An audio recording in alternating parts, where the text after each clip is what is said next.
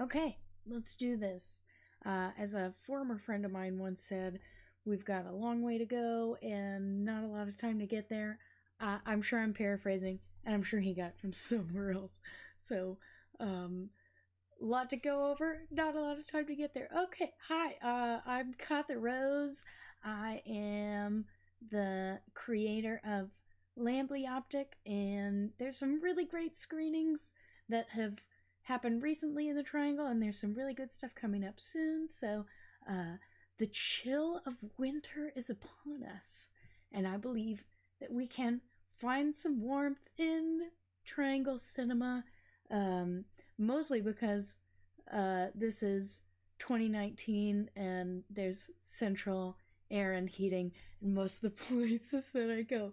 So coming soon, I will be doing a video, an in-depth analysis of what makes jack shit. If you saw my last video on Lars von Trier's The House That Jack Built, I also mentioned both the Jack from The Shining and Jack from The Ruling Class, and I'd like to go a little bit deeper into that, so I will have a video out on that soon. In the meantime, this Wednesday, that'll be January the 16th at the Alamo DRAFTHOUSE, the often covered Cinema Overdrive is going to be screening a super rare 35mm print of Play It As It Lays with Anthony Perkins of Psycho fame. And again, that's going to be at the Alamo. I am looking forward to this one. This is going to be a super rare screening, not just because this isn't screened very often, but this film never had any sort of wide release on home video. So definitely a difficult one to get a hold of, and I am looking forward to programmer Adam Hewlin's explanation of what the hell happened distribution-wise on that one. It's a very well reviewed film from what I can tell. So definitely interested in checking that out. Let's see. I know I've got poster of it here. So fuck it. I'm still getting my grips. Obviously, you can see this like little. It's something to do with the green screen. Anyway. So. Yeah, besides that, I really got to get the Taste of Turkey shoot out of my soul. That film was horrible. Obviously, worth it in the sense that I, too, am the sort of filmmaker who has vast ambitions, and it doesn't always work out the way I hope. Also, Overdrive is going to be coming here to Durham at the Carolina Theater on the 23rd with Sergio Martino's Torso, Italian giallo film. So, I've seen some really great screenings at the Rubenstein Center at Duke recently, which is super close to my house, and I've only just gone there the first time, and I feel robbed because I'm sure there were lots of really great screenings there before I showed up. But anyway, I saw my first Rubenstein Center. That's a Duke University, one of their newest buildings. And I went and saw Jean-Luc Godard's new film, The Image Book, at the Rubenstein, and it was really, really incredible. It was a beautiful, really like weeping for a quarter of the movie kind of beautiful film. Super viscerally, oh god, that word again. Really a viscerally potent film, though. And I'm not just saying that. Okay. Besides that, I'm looking forward to Burning. Burning is going to be screening at the Rubenstein pretty soon. Let's see. I've got that shit on my blog. Oh, yeah. So, if you go to LAMBLYOPTIC.com under Light Artists are the Least Lighthearted, that's what that's an abbreviation for. You go to Art House. You can see this calendar I've put together. Art House Triangle Film Screenings. It's got a lot of information on upcoming screenings. It's also a Google Calendar, so you can sync it right to yours. So, let's see. There we go. Play It As It Lays in 35mm. That screening is at 9 p.m. And then we got Burning. Lee Chang-Dong, 7 p.m. at the Rubenstein. Some more information on that. So, while I'm here on the art house view of LAMBLYOPTIC, I'll go ahead and skip the controversial section of this video, which was going to be going on Tinder dates at the movies and why that's a bad idea. I have some fun experiences to share, but anyway, I'll wait till the end.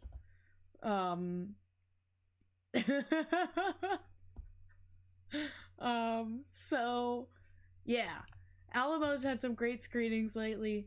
I made it to Reefer Madness. It was my first time seeing Reefer Madness. I've got to thank, let's see, there it was, Reefer Madness. You would have known about it if you'd gone to Art House. Skip Elsheimer is behind the AV Geeks, and some of their screenings are here on the calendar, but he informed me something I did not know, which was, I mean, it's understandable. It's an exploitation film, Reefer Madness, and apparently was never made with any serious intent. Like, the filmmakers never thought that marijuana caused the kind of insanity that was depicted in the film, and they were kind of laughing behind the scenes the whole time. You know, obviously an understandable thing. It wasn't made by the government, so thank you, Skip School. Skip schooled me in Reefer Madness, so I skipped school. Sorry, that's really corny. Whatever. I've got some picks for January. I'm really looking forward to Burning. Ever since this trailer came out, I've just been on it. I'm really excited about it. It looks great. It's a really... Get my head out of the way. Looks awesome. That's going to be at the Rubenstein. And Carolina Theater in Durham is going to be running the Anime Magic series. Speaking of anime, it's my most recent Instagram with a little bit of Evangelion in there with some art from a Spanish church that I would have been right beside while I was in Spain. It was just a little too... Also, let me go ahead and point out this whole Lamb of God shit going on here. I'm sorry. Metaphysics are... something else. There's something else going on. Anyway, Anime Magic is going to be screening from the 18th to the 20th at the Carolina. That's this month in January. There's a few that I'm really looking forward to. Perfect Blue, My Neighbor Totoro, which I've never seen before, even though I was a huge anime fan for a really long time, and Steam Boy, Kazuhiro Otomo, same filmmaker behind Akira, which is one of my favorite works of art ever. So I'm really looking forward to that. I've never seen that. There's also a Cassavetes double team coming up. That's also going to be at the Rubenstein Center on the 28th in 35mm, Killing of a Chinese Bookie, which features Ben Gazzara.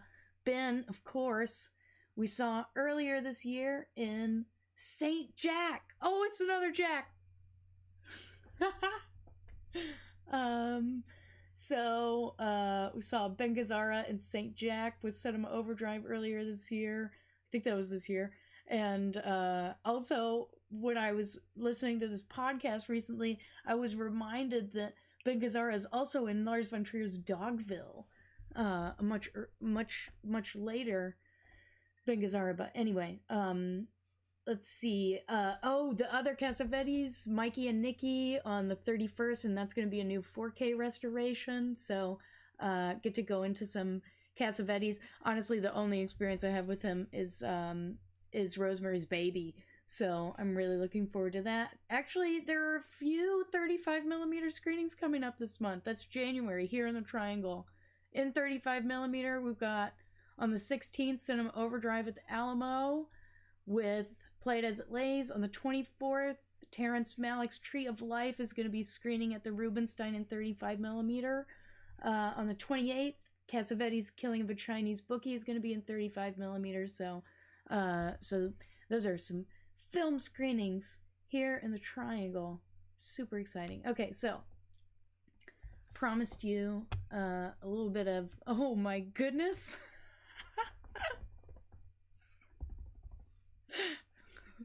You can follow me on Instagram for more salacious photos.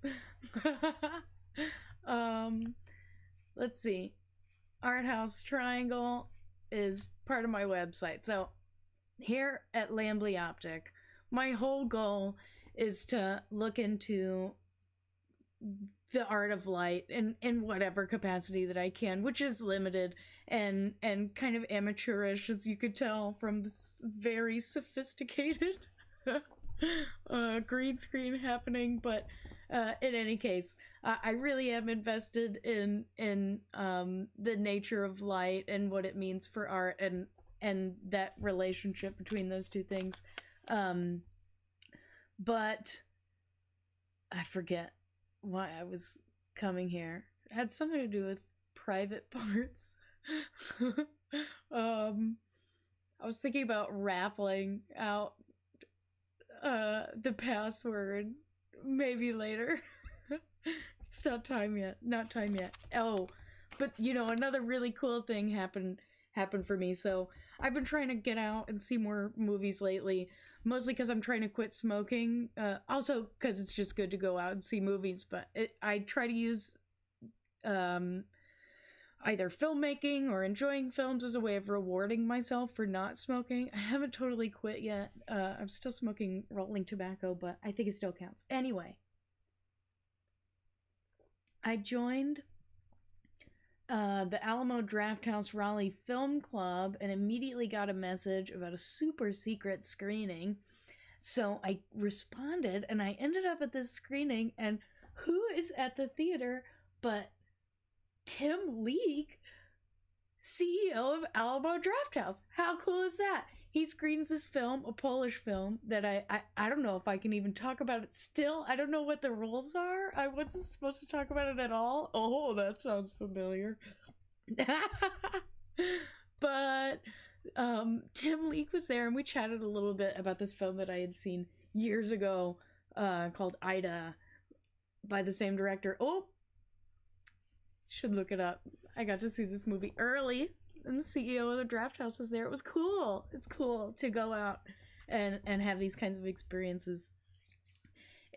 And here in the Triangle of North Carolina, I guess some people would think maybe that because it's the South, it's like culturally devoid or something, but I think there's a lot of really exciting stuff going on here, and plenty of seeds spread out all over the Triangle.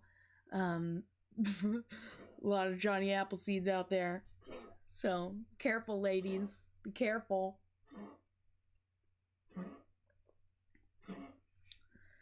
So,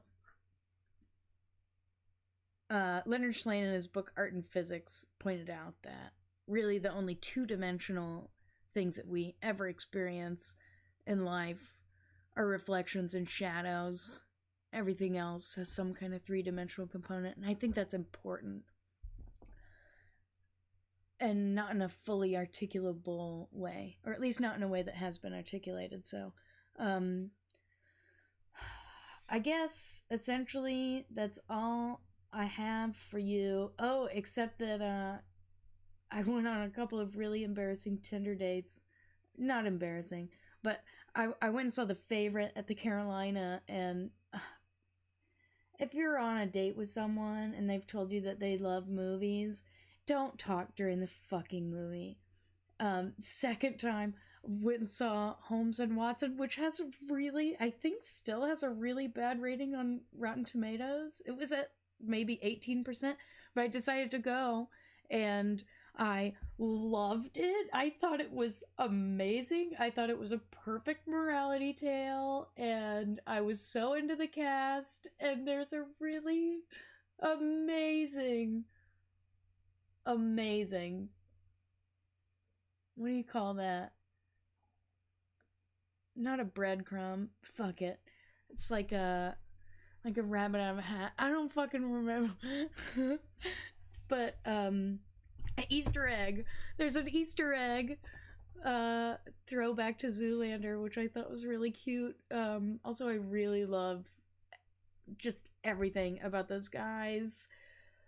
Will Ferrell and John C. Reilly are geniuses, and I think that their and my moral compass is the same, so I'm going all in. Holmes and Watson was a great movie, but the guy I went with decided that even though it was really obvious I was enjoying myself watching this movie, that he was gonna kiss me while the movie was on with his teeth. It was embarrassing. I'm embarrassed for him. It was strange. Anyway.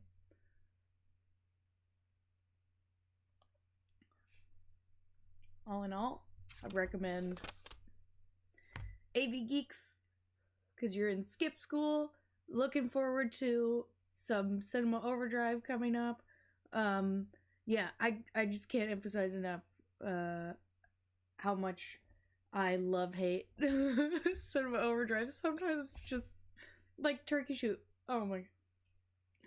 Sometimes it's really great, though.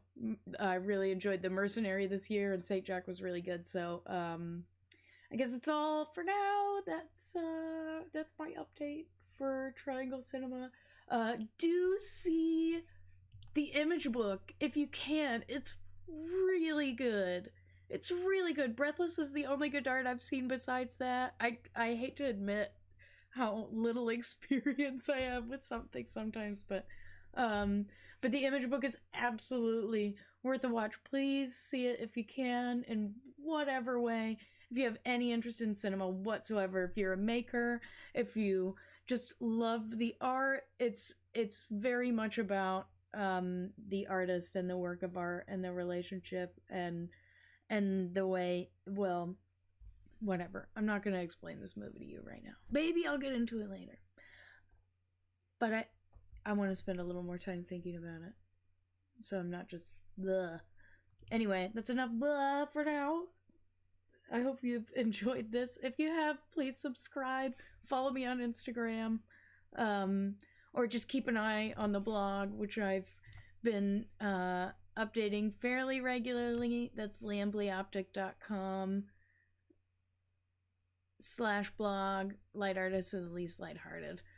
I did recently cover the house that Jack built, but there's some other great stuff in there. There's some, there was some Firewalk with me, Region Salvaje. Please, just go and look at the blog so that you can look up that movie, because it's really incredible. Yada, yada, yada. Of course, more Overdrive. That's all I've got for now. Got any questions, comments, something you think I should see? Please let me know. And I'm just gonna take this quote from John Steinbeck from East of Eden, because it's the signature on my emails. If the glory can be killed, we are lost. I hope you've enjoyed this. Have a good day.